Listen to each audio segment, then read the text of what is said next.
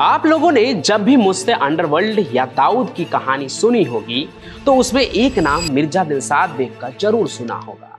वही दिलशाद बेग जिसने छोटा राजन को धोखा दिया था, वही दिलशाद बेग जो कभी नेपाल का मिनिस्टर था, अजी वही दिलशाद बेग जो कि पाकिस्तान आईएसआई का एजेंट भी था।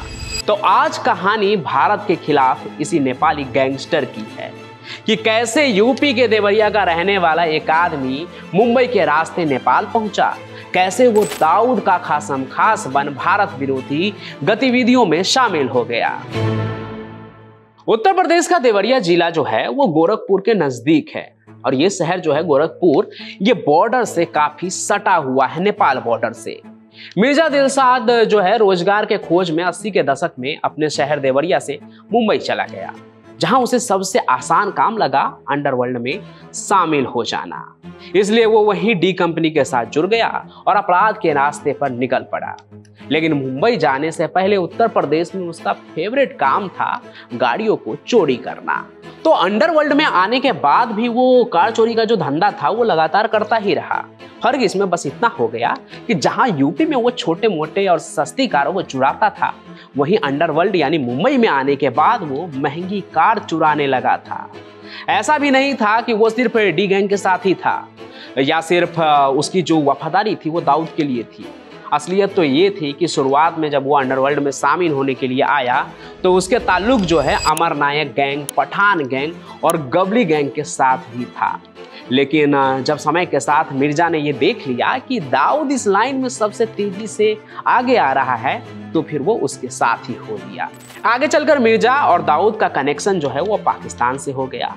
दाऊद खुद तो पाकिस्तान के आईएसआई के साथ काम कर ही रहा था, लेकिन ये जो मिर्जा है वो एक कदम और आगे बढ़कर आईएसआई का एजेंट ही बन गया। इधर यूपी और मुंबई पुलिस दोनों ही मिर्जा को तलाश रही थी।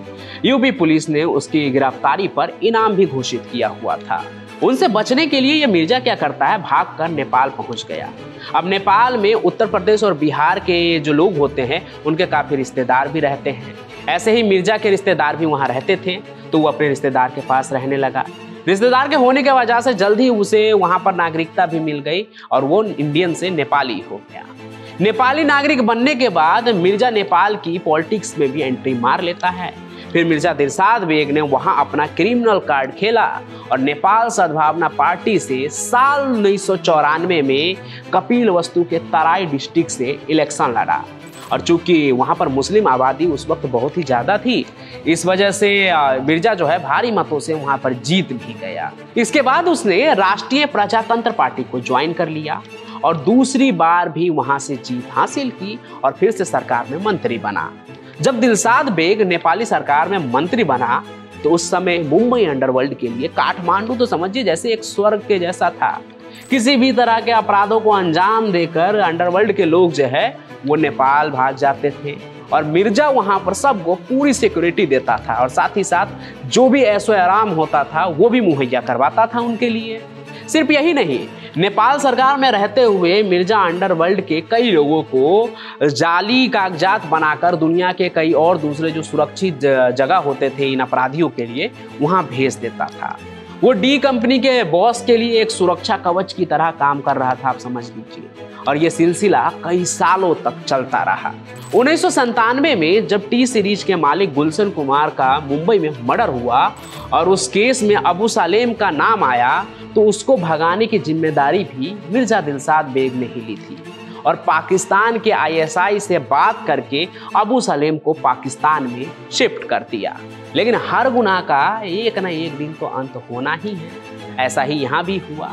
1998 का शुरुआती महीना चल रहा था। मिर्जा दिलशाद बेग का जो गोल्डन करियर था वो खत्म होने वाला था। मुंबई क्राइम ब्रांच और यूपी पुलिस के साथ साथ अब एनआईए भी उसके पीछे थी। मिर्जा को पकड़ने की कोशिश में अंडरवर्ल्ड के ही लोगों की मदद ली गई, ऐसे लोगों की जो कभी उसके साथ थे, उसके साथ काम कर रहे थे। तब एक ऑफिसर ने देश हित का हवाला देकर बबलू श्रीवास्तव से मदद मांगी। गैंगस्टर था ये भी, किडनैपिंग किंग, कहानी सुनाई थी इसकी मैंने चैनल पर आपको। तो जिस पर ये बबलू श्रीवास्तव जो है ना, ये भी हाँ कर देता है कि वो मदद करेगा इस काम के लिए। फिर वो इस काम के लिए अपने ही गैंग की एक सबसे तेज तर्रार महिला को चुनता है। अर्चना शर्मा नाम होता है। बबलू ने अर्चना को नेपाल भेज दिया और मिर्जा को फोन करके ये बताया कि अर्चना को पुलिस परेशान कर रही है भारत में, इसलिए तुम कुछ दिनों के लिए इसे नेपाल में सुरक्षित रहने का बंदोबस्त कर दो। 1 जून 1998 के आसपास अर्चना जो है वो नेपाल पहुंच गई। मिर्जा दिलशाद बेग ने अर्चना के लिए एक फ्लैट का इंतजाम किया और अर्चना वहीं पर रहने लगी। इसके बाद बबलू ने उससे कहा कि वो किसी भी तरह मिर्जा को ऐसी जगह पर ले जाए जहां पर उसका काम तमाम किया जा सके। इसके बाद बबलू ने मिर्जा को फोन किया और बोला कि अर्चना बेहद परेशान है और उसे इस वक्त सहारे की जरूरत है। इसके बाद अर्चना ने मिर्जा को अपने घर पर खाने के लिए बुलाया। जब मिर्जा के आने की बात जो है वो तय हो गई अर्चना के घर पर, तो उसने ये बात उसकी ताक में जो लोग बैठे थे उस तक भी पहुंचा दी। तारीख थी 29 जून 1998। ये जो मिर्जा दिलशाद बेग है वो अर्चना शर्मा के घर पर पहुंच गया। इस वक्त तक उसको मारने के लिए शूटर्स वहां आ चुके थे। इसके बाद अर्चना क्या करती है कि वो किचन की तरफ जाने लगती है खाना लाने का बहाना करके। किचन का जो एक दरवाजा है वो बालकनी की तरफ खुलता था। मिर्जा को ना जाने क्यों उस पर शक हुआ।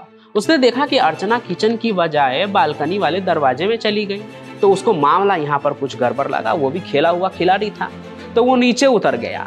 लेकिन इस बार वो घर से बाहर उस रास्ते से नहीं गया जिधर से वो आया था, बल्कि पीछे का रास्ता लेता है। मिर्जा के जाते ही अर्चना आगे वाले गेट की ओर भागी जहां शूटर्स मिर्जा का इंतजार कर रहे थे। अर्चना ने उन्हें बताया कि मिर्जा पिछले रास्ते से निकल चुका है और वो ज्यादा दूर तक नहीं पहुंचा होगा। इसके बाद 2 बाइक पर 4 शूटर सवार होकर मिर्जा के घर के पास पहुंचे तो देखा कि मिर्जा अपने घर के दरवाजे पर ही है। वहीं पर मौजूद शूटर फरीद तनासा ने ताबड़तोड़ फायरिंग शुरू कर दी और करीब 7-8 गोलियां मिर्जा के जिस्म में उतार डाली। इस ऑपरेशन के बाद से ही वारदात की जो सबसे अहम कड़ी थी अर्चना शर्मा, वो गायब है, जिसका आज तक कुछ भी पता नहीं चला कि वो कहाँ है, कहाँ चली गई, क्या हुआ उसके साथ। हालांकि इसके पीछे 2 और कहानी बताई जाती है। पहला ये कि ये बबलू श्रीवास्तव की जो है वो दिलशाद बेग जो है उससे कुछ पुरानी दुश्मनी थी। किसी मामले में बबलू फंस गया था और इसने उसे बचाया नहीं था, इस चक्कर में उसने ये काम करवाया। दूसरी कहानी ये है कि ये जो छोटा राजन है, जिसकी बाद में अंडरवर्ल्ड किंग दाऊद इब्राहिम से दुश्मनी ठन गई थी, इस वजह से ही छोटा राजन देश हित में ये काम करवाता है और दिलशाद बेग को मरवा देता है, क्योंकि वो भारत विरोधी था और दाऊद के साथ मिला था।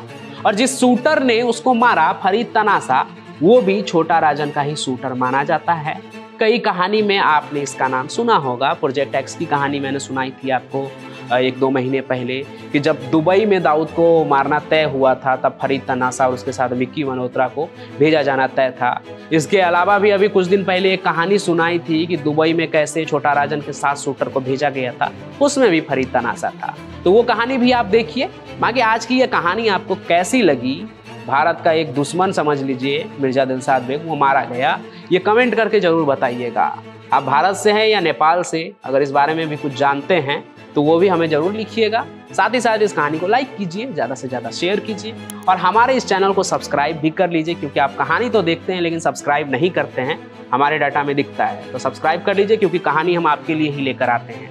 हम फिर मिलेंगे नए सफर में, तब तक के लिए आपका बहुत बहुत धन्यवाद।